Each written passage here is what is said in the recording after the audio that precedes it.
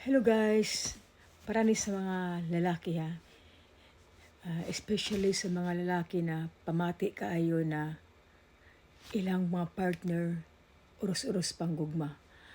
Ani na siya guys, pag mapansin na ninyo na ang inyong mga partner dili na naga-check sa inyo dili na naga-text, dili na naga-call, dili na naga-ask asa kaadto, kung sa imong pang-post sa Facebook o mga wall nimo o sa mga dungog niya sa mga laing tao, dili na siya selos, dili na siya affected. Kaya nga naman God, ang babae, taas ka siya pasensya. Daghan kaya siya gi-sacrifice deep inside para lang ma-preserve or mag-last ang iyong relationship. Pero, mapoy time na maabot yun na mapuno.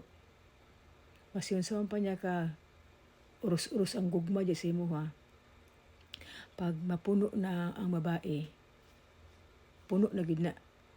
Mas yun sa pa ni lambing-lambing din na, tigaan ni material din na, i-treat mo, mga mahalo na bag, kaon diri, travel dito, lambing diri, uunsa diya.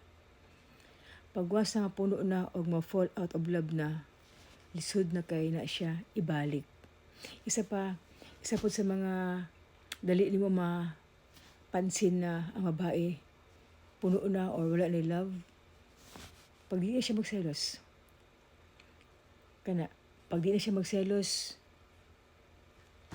matingala na ka, hunaw-hunaan na unsay imong mga sala o pagkukulang nganong nainana ang iyahang feeling sa imo Ikaw ra makatubag ana.